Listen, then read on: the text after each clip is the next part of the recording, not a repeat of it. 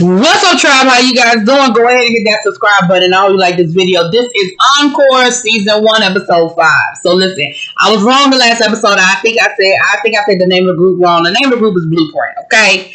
And so we pick up where we left off. We have the ladies downstairs. It's a new day. Aubrey's upstairs and she's over here. The ladies downstairs talking about her. It's one of the twins and Keely, of course, talking about how she not being a queen and she's not doing this and she's not doing that. So, of course, Aubrey overhears it and she is just, pissed off all over again. So she goes and she's having a conversation with Lamisha and with Irish because, those are her little allies now. She went from the twins to those two being her allies. And so she said, they're just trying to make everybody sound like Cherish. Like, it's not going to sound like a blended group. It's going to be all individuals. And yeah, they're talented, but there are people here who have more, more success than them and who have had more, have more talent than them. And they acting like they're the only ones around here that can do anything. And of course, putting a battery in Lamisha's back, because at the end of the day, she knows that Lamisha wants to write and wants to do other things. Putting a battery in her back, right? So the ladies are downstairs, working on music, and here comes Sita.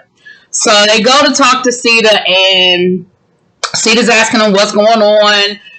She finds out the name of the group, that they named themselves Blueprint. And now Aubrey feeling some kind of way that they had a whole conversation and came up with the name of a group without the queen. And I'm like, but your ass won't there. Like, you knew that y'all had to come up with the name of a group. For the group. You weren't there. You had a tummy ache. Remember? Anyway. So, then they have another vote for queen. At this point, I don't think anybody wants to be queen because I think they realize that being queen ain't all it's cracked up to be, that it's a whole lot easier to stand on the sidelines and complain about what the queen is not doing rather than be the queen. So, we come down to a vote, and it actually comes down to a tie. It's a tie between Lamisha and Aubrey. Well, we find out that in the case of a tie, the queen cast the deciding vote. Well, the twins feel some kind of way about that because the twins are assuming that Aubrey is going to make herself queen again. So they go on this whole tirade to talk about how they feel like the people that's doing the most work and that they are the most talented should be the ones that's queen. So, of course, the whole house is looking at them like, what? And you know how some people are so arrogant and so caught up in themselves that they don't even realize that what they're saying is crazy and that what they're saying sound crazy? Well, that's exactly what happened. Like, I don't even think you understood how crazy you sound. The people that are the most talented, like, girl. So Aubrey casts her deciding vote and she makes the queen Lamisha. Now, I think a part of Lamisha wanted to be queen, but I think a part of Lamisha ain't really want that. But I found it very interesting that Aubrey had an opportunity to make herself queen again and didn't do it.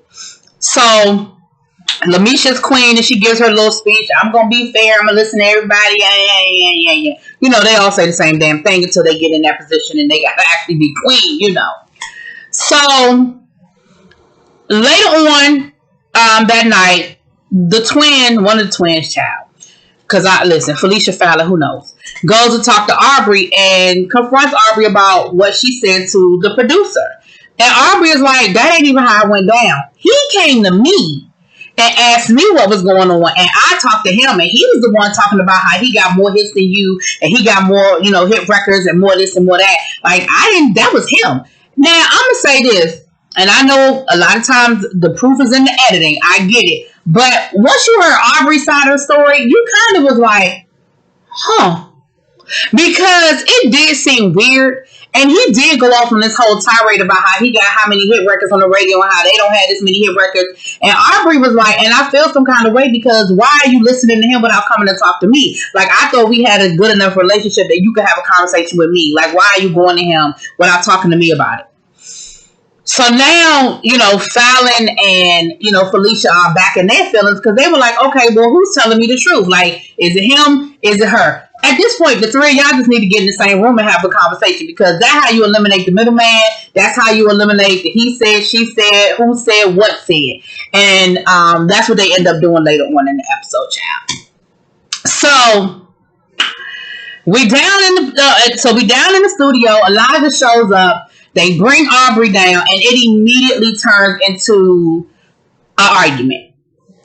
Aubrey starts talking about Elijah. I didn't say that. You know that's not what happened. Elijah is like, girl, don't be talking. And let me say this: the way Elijah carried it and wouldn't let Aubrey talk and kept cutting her off and over talking her, it kind of made me think that he was the one lying.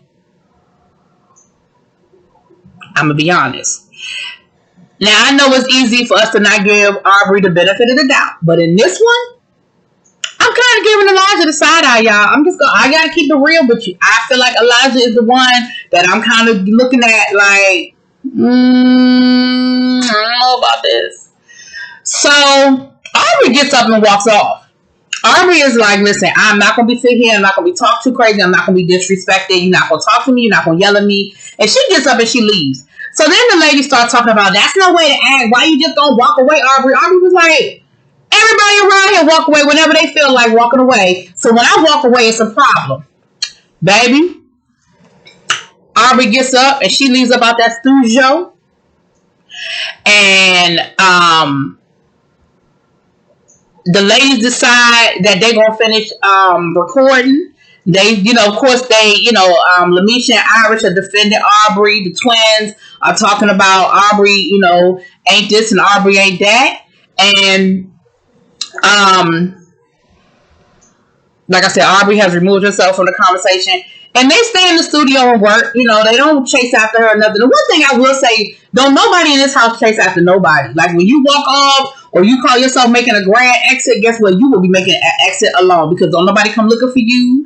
Don't nobody come chasing after you. They let you go off and be mad and be in your own little feelings mad, child. So then Lamisha and the twins end up getting into an argument because now Lamisha feels some kind of way because the twins are acting like, once again, we're the most talented. We're the ones that are doing all the work. And Amisha's like, because you ain't letting nobody. Like, you're doing everything because you're not letting nobody do anything. Well, fine. You can do it then. You can do it then.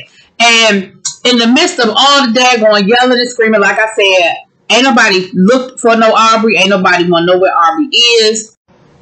I apologize. They didn't say nothing when Aubrey walked out, but then the twins ended up getting up and walking out. And that's when they were like, y'all just walking away. And they were like, well, y'all ain't saying nothing when Aubrey did it. So then they upstairs talking about how great of a producer they are and how you don't know that many female producers. You got to give me my props and give me the credit because I'm a female producer in this game. And what other female producers do you know? And I'm sitting here like, girl. And she said, besides Missy Elliott. So you feel like Missy Elliott is the only female producer? Okay. And it is a male-dominated situation, but don't act like you're the only one other than Missy Elliott. Like, first of all, don't put yourself on the level of Missy Elliott, ma'am. Don't do that. Just because you had a couple of hit records, come back to me when you had 3 decades of hit records, when you've worked with everybody from Michael Jackson to Elton John to, Sierra to Mariah Carey. Like, girl, when your resume read like Mariah Carey's, Missy Elliott's resume, then we can have a conversation. Until then, no ma'am. So then, they're down in the studio, and the producer, not Elijah, but the other guy, he's down there, and they got smart with him because he was like, "Listen, it's too many cooks in the kitchen. We're trying to, let's stick to our schedule." And so they got smart with him. So it's a total breakdown at this point. So Keely goes upstairs. I guess it's time for bed, child. It's 2:00 in the morning. Child, not only is Aubrey missing, but the whole mattress for her bed is missing. All you see, she ain't even got a box spring. It's just the damn frame. Ma'am. Carlos, you want me to believe that Aubrey moved not just her mattress, but her whole box spring by herself and nobody saw it? In the time that they were down in that studio, nobody heard no bumble coming down the steps. Nobody saw nothing.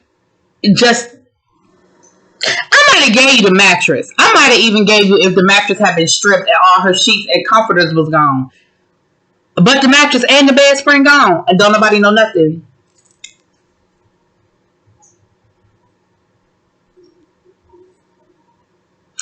let's be clear, that house looks like it's a compound. It looks like it's an estate. So I'm sure that there's whole sections of that house that they are not using. I get that. There are probably 3, 4, 10 other bedrooms that Aubrey can sleep in. I'm not saying that production didn't say, girl, come over here and cool down. Aubrey was probably threatening to leave, and they was like, before you leave, come on over here and calm down. But if you think that I believe that Aubrey rolled up out of there by herself and then nobody see or hear nothing, ma'am, no ma'am. The other thing that's going on, I forgot to say, is that they're supposed to be having a listening party. So they have to have a listening party. And so now the other thing they're doing is they're trying to figure out the order in which they're going to perform the songs and all of that. So the next day, so the thing about the listening party is that they're going to invite members of everybody's other group, their old group, to come and listen to the songs. And so, of course, that adds a whole nother level of pressure because some of these groups did not end on the best of terms. They don't have the best of relationships. So, you know, like Pam said, Pam was like, I don't need the members of my old group coming to listen to this and this sound a mess. And they'd be like, so you ain't singing with us for that? You know what I'm saying? It is Shamari and Ronnie DeVoe's 15th wedding anniversary. Congrats to them. Y'all know I'm an Annie stan from birth. I've always loved Ronnie DeVoe. So congrats to them. I'm happy for them. We got to see her check in with him and sort of, you know, get that love from him and that reassurance from him. And like he told her, he was like, listen, you know, I know what this life is like. I've dealt with it. I've maneuvered it. We've been through the ups, the downs, and the in-between. And, you know, just stay true to who you are and stay committed to the goal. Like, you there for a reason. Like, shake it off. Shake all the rest of that off. You are there for a reason, ma'am. So the next day, Aubrey comes back, right? She don't really give nobody no whole lot of explanation as to where she been. Child, she just back. Okay, she is just back. And in the interim of her just being back, she ready to get to work. You know, so she's ready to go down in the studio and try to figure out the order in which the song should be, you know, performed. And they're trying to come up with the best lineup. Now, the twins are upstairs, and one of the twins overhears Aubrey say, or them having a conversation about, we don't have no bangers. And they're arguing about tempo and how fast and how slow. And the twins were like, well, that's just new music these days. Like, that is, the mid-tempo is high tempo these days. Like, that's what everybody's listening to. And girl, Shamari and them was clowning and was like, well, I'm glad that ain't what was on the radio when I was a kid, because I'd have been asleep. I think even Pam got in on that one. You know, even Pam had a little jokey joke with that. And so when Aubrey was like, we don't have no bangers, I don't think Aubrey was saying we don't have a good song or we don't have great songs. I think she was saying, listen, we need a come out, get everybody on their feet type intro, and we don't have that. So, of course, one of the twins overhears it, takes it back to the other twin, half-assed. So now the other twin come downstairs, mad as hell, cussing and fussing, yelling at everybody. So we don't have no hits. Is that what you're saying? We don't have no bangers. What do you need? What do you need? And, you know, she decided she gonna, you know, basically get in everybody's face about the fact that she felt disrespected because she felt like people was coming for her and her talent, saying we don't have no hits, we don't have no bangers. Well, I'm the only one doing this, and I'm the only one doing that, and I'm the only one singing, and I'm writing, and I'm this, and I'm producing, and I'm that. And again, that ain't what she said. She didn't say we don't have a hit. She was saying we need something that, you know, Skeletons is a good song, but that should be our closer. Like, you know, and again, you have a lot of women who've done this, and they all hear, and I think they all agree, but when it's your creation, it's hard for you to let go that it's yours. Like, it's yours, you know? So it's hard for you to hear it objectively and hear what they're saying. So from there, the argument goes from Aubrey saying that they don't have any, you know, bangers, to the whole tempo situation. Then they start getting into Aubrey, y'all letting Aubrey lead y'all. And they're like, Aubrey's like, these some grown ass women, like I can't make them do nothing. Then from there, we went to, Y'all are singing all the leads. Y'all not letting us sing any of the leads. And it just, it's one of those arguments. Y'all know how arguments start here and it ends up there. Lord, Pam gets up and walks out. And Pam was like, listen, all they was doing was yelling at each other. And it wasn't a good idea for me to stay. I feel like the old Pam was about to pop out and she had to get up out of there before she bopped off on all of them and showed them the Pam from Total Pam with the sunshades on and the short haircut. I feel like they was about to get the other Pam, and I don't think nobody want her. We don't want her.